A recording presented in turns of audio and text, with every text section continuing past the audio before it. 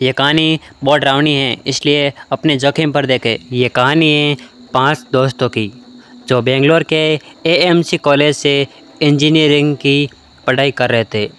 छुट्टियों में सब यारी अपने अपने गांव जाने का प्लान बनाते हैं और ट्रेन में स्लीपर की टिकट बुक करते हैं। सोमवार की सुबह सभी दोस्त सही समय पर स्टेशन पहुंच जाते हैं और अपनी सीट पर बैठ जाते हैं। उनकी सीट एक ही कंपार्टमेंट में थी, 2 ऊपर वाले सीट और 2 मिडिल वाले तथा एक साइड लोअर बर्थ था। बाकी के 2 बर्थ पर भी पुरुष सवारी ही थी, लेकिन अब भी एक साइड ऊपर वाली बर्थ खाली थी। जर्नी काफ़ी लंबी थी। सभी दोस्त मस्ती मजाक और खाते पीते सफ़र का मज़ा ले रहे थे। पहली रात को करीब 9:30 बजे को उनका खाने का ऑर्डर मिलता है और सभी खाना खाकर सोने की तैयारी करने लगते हैं। तभी करीब 10 बजे के आसपास उनके कंपार्टमेंट में एक बहुत ही खूबसूरत महिला आकर साइड लोअर बर्थ पर बैठ जाती हैं। वह महिला लाल रंग के शादी का जोड़ा और पूरे जेवर से सजी हुई थी। हाथ में बड़ी बड़ी चूड़ियाँ, माथे पर मांग टीका, नथुनी, सोने की बाली, बिल्कुल दुल्हन वेश में। जो दोस्त साइड लोअर बर्थ में था उसे लगा शायद ऊपर वाली बर्थ इस महिला का ही होगा। फिर उसने सोचा शायद ये ऊपर नहीं जाना चाहती, इसलिए यहाँ बैठ गई हैं।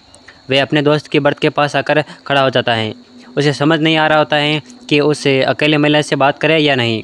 फिर उसके दोस्तों ने भी उसे यही कहा कि तू ऊपर वाले बर्थ पर जाकर सो जा, शायद वे नीचे वाले बर्थ पर ही सोना चाहती होगी।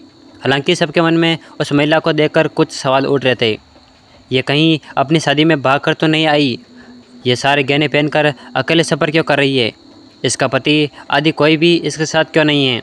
लेकिन कोई भी दोस्त उस महिला से बात नहीं किया। उधर वो महिला चुपचाप खिड़की की तरफ मुँह करके बैठ गई। उस महिला ने एक बार भी अंदर नहीं देखा, खिड़की से बाहर ही देख रही थी। थोड़ी देर के पश्चात लाइट ऑफ हो गई और साइड बर्थ वाला लड़का भी ऊपर वाले बर्थ पर जाकर सो गया। अचानक से साइड बर्थ वाले लड़के को अजीब सी आवाज़ सुनाई दी, कुरुर कुरुर। उसने इधर उधर देखा, कुछ नहीं दिखा तो उसने फिर से सोने की कोशिश की, लेकिन ये आवाज़ उसे सोने नहीं दे रही थी। उसने थोड़ा ध्यान दिया तो उसे समझ में आया कि शायद ये किसी के कुछ चबाने की आवाज़ है। वह उठकर बैठ गया। फिर नीचे जाकर देखा तो डर से उसके होश उड़ गए। वह महिला नीचे अपनी सीट पर बैठकर हड्डी चबा रही थी। उसके हाथ में लंबी सी हड्डी थी। पता नहीं यह हड्डी उसके पास कहाँ से आई थी। वह लड़का बिना कुछ बोले तुरंत चादर ओढ़ के अपनी जगह पर सो गया। तभी उसे महसूस हुआ कि कोई भारी वजन उसके ऊपर रखा हुआ है। जैसे ही उसने अपने आँखों पर से चादर हटाई, उसने देखा कि एक महिला एक भयानक चेहरे के साथ उसकी छाती पर बैठी हुई है। वह इतनी भयानक थी कि उस लड़के की चीख भी अंदर ही गड़कर रह गई। लगातार उसके माथे से पसीना बह रहा था। थोड़ी देर में वह बेहोश हो गया।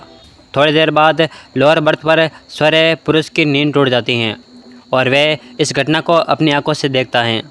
वह बिना कुछ हरकत किए आंख बंद करके सोने की एक्टिंग करता है, जबकि डर से उसके हाथ पैर कांपने लगते हैं।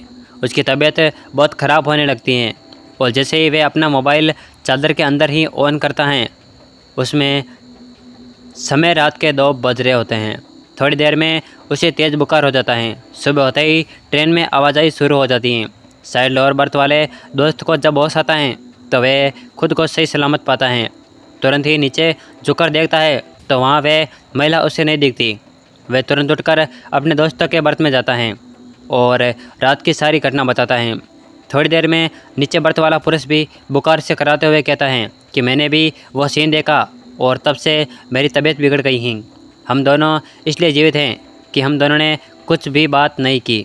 उस महिला से शायद वो हमें मार देती, वरना उस महिला का रहस्यमयी रूप से गायब होना वाकई डरावना था। दूसरे दिन उस सीट की सवारी फिर से आई, जो कि एक पुरुष ही था। नोट: यह घटना बिल्कुल सच्ची है। यह कहानी एक महिला ने सुनाई है, उसके पति भी साथ है और ये कहानी मैंने क्यूरा ऐप से उठाई है। वीडियो को पूरा देखने के लिए बहुत बहुत धन्यवाद। ऐसी कहानियाँ पढ़ते रहने के लिए हमारे चैनल को फॉलो और सब्सक्राइब कर लीजिए। धन्यवाद। वीडियो को पूरा देखने के लिए बहुत बहुत धन्यवाद।